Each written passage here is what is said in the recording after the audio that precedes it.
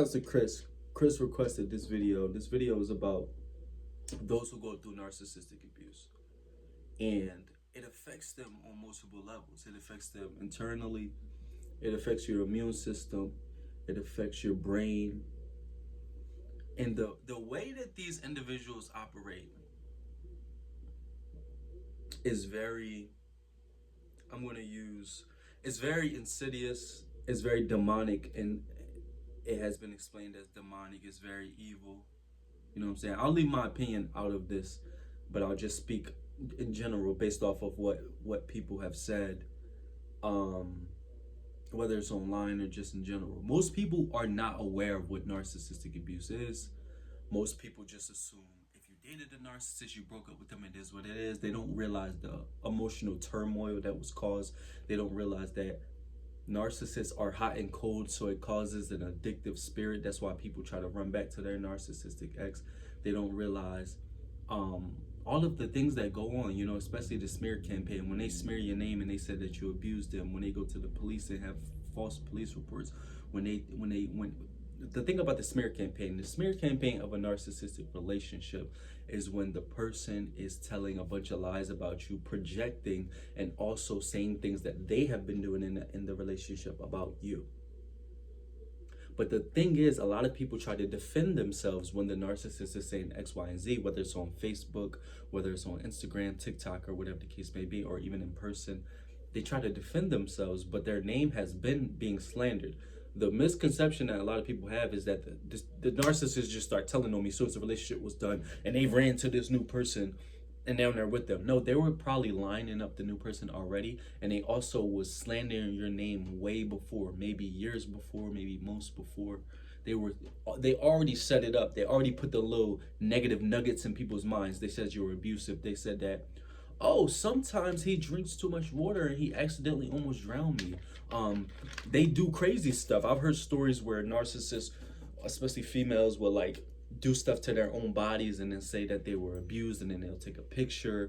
I've heard stories of like pretending like they're being pregnant. I've heard, now let's go on the male side because I don't want people to say that I'm taking sides. I've heard stories of males saying that they were abused by women. I've heard stories of males saying that their partner was cheating on them, even though they were a serial cheater. They were cheating on multiple different things. But within the relationship, when you're dealing with these narcissists, and I'm speaking specifically on narcissistic relationships at this moment, you're dealing with manipulation, a high level of a toxic individual. You're dealing with hot and cold. That's why people don't truly believe what's going on within these narcissistic relationships, because one, narcissists have facades. So when they get in front of your family, when they get in front of your boss, when they get in front of anybody else, they're conditioned to operate a certain way in order for other people to believe that they're these great people. That's why people be like, oh, they're not that bad. But don't judge a book by its cover. Somebody can smile in your face, somebody can, you know, show up as these solid individuals, but that does not determine who that person is. Sometimes they show up as, that's why now, since I'm woke and I realize what's going on out here, if anybody shows up too perfect, and it's funny because I try to become the best version of myself, so I could kind of be a hypocrite in this way because I try to become the best version, so people could perceive me that way as well.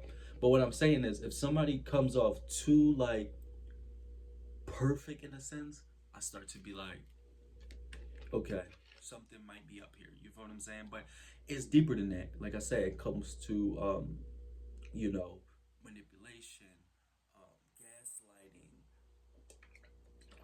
If you're not aware of these terms, you should definitely look them up. But the way that it turns into issues for your brain and your immune system is the fact that they cause you stress. Excuse me. What do they say about stress? Stress kills, right? So if you're dealing with the individual who's constantly lying on you, who's constantly saying one thing and then saying another thing, and then they're saying this one thing and then they're saying, oh, I didn't say that. They're telling stuff to your family about you, things are getting back to you, you don't know what they're talking about. That's going to cause emotional turmoil within your body. Stress starts to show up on your body. So it's typical for people who deal with narcissists and very toxic individuals to start to gain weight, You feel what I'm saying? They will start to sometimes have issues like cognitive issues, but issues around the brain area. I remember I was dating a narcissist, right?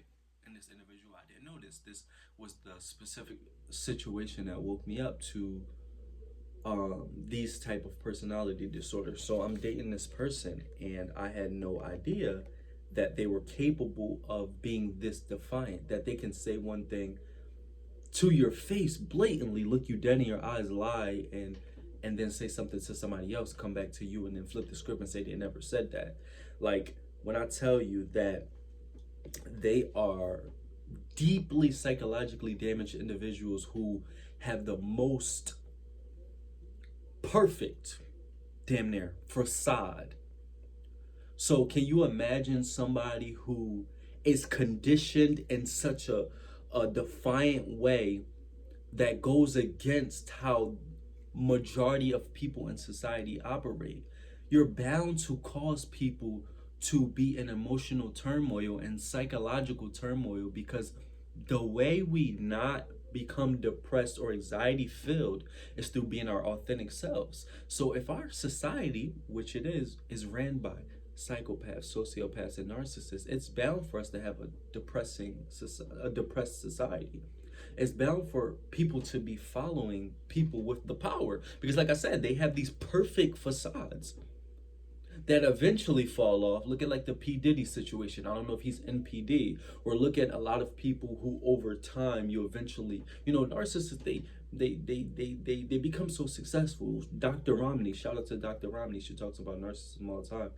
And she literally says that narcissists are typically the most successful financial people in the world. Like they're always well off. Like they always well off because they're willing to do things that most of us are not willing to do. They don't have no empathy. They can lie to you. They're business. You know how business people operate. They're willing to do things that will destroy somebody else and just turn the other cheek. Like, I don't know what's going on. So people probably love them in business. People probably love narcissists in business. You feel what I'm saying? But the thing is, another reason why they cause so much damage to your body is because typically the immune system gets attacked and causes problems from stress, from chronic stress. You feel what I'm saying? So if this narcissist is stressing you out consistently by triggering you, because think about this, this is what they do. If I say I don't like this bottle, they might a couple times, oh man, let me put this bottle away, let me put this bottle away, let me put this bottle away, to give you the facade of I care about you. Then they take the mask off. That's what they say, the narcissistic man. They flip the script, and then they start giving you this bottle, giving you this bottle. And then you're dating this person and you're assuming this person is solid, and then they show you like a completely different person. That was the shocking thing to me. You could be with this person. This could be your parent, your mom, your dad, brother, sister. Once they take that mask off, you realize who they truly are internally, and that was all fake and it was all a facade. And then you have everybody else. Like I said, they're professional actors. You feel what I'm saying? The other people on the outside don't know.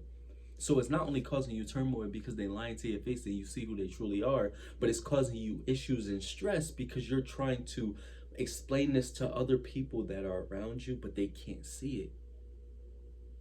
So you feel like you're going insane dealing with these type of individuals. That's why most people are not self-aware and are not aware, what narcissism is. And it's a very tricky thing to deal with. It's a very tricky illness. And that's why so many people are consistently, including myself, I was doing it for a while, are consistently making content on narcissistic abuse, and they're trying to help other people in the midst of talking about these things and healing from these things. Because when you date a narcissist, it's not a regular relationship. When you have a narcissistic parent, it's not a normal parent and son dynamic or parent and daughter dynamic.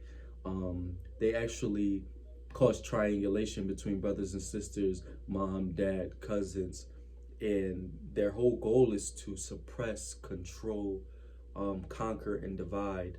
And they give each of their kids roles such as the scapegoat, the black sheep, the truth teller. They all the same thing. Then they have the family mascot. They have the golden child, which is typically the directed branch from the narcissistic parent. So 9 times out of 10 they might become a narcissist as well. And then you might have other kids that have personality disorders, such as histrionic personality disorder, borderline personality disorder, maybe comorbid, which means two together: narcissistic personality disorder and borderline personality disorder.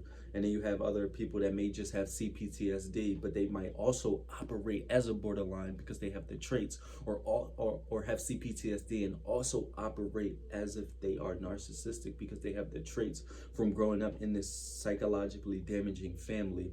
And it's the same thing within a relationship. You might date somebody and then you might take on the traits, and when you take on the traits, those are called fleas. Those fleas become part of who you are in the moment, but you can get rid of those once you become self-aware and start working on yourself and realizing that these things are toxic.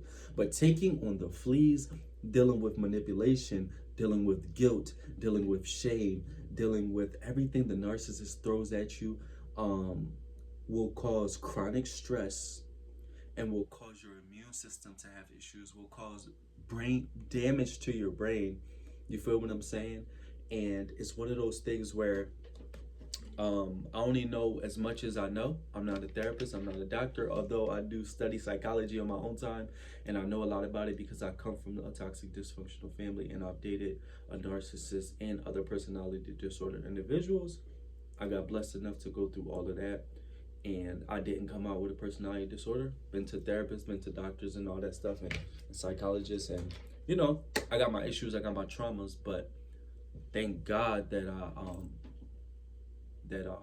can continue to work on myself, and I have self-awareness in regards to everything that's been going on in my life. So if you're dealing with narcissistic abuse, whether it's in a relationship, whether it's in family, or both, I'm gonna pray for you. You know what I'm saying? Keep God first, continue to, or whoever you believe in, continue to move forward, and then realize that energy is everything.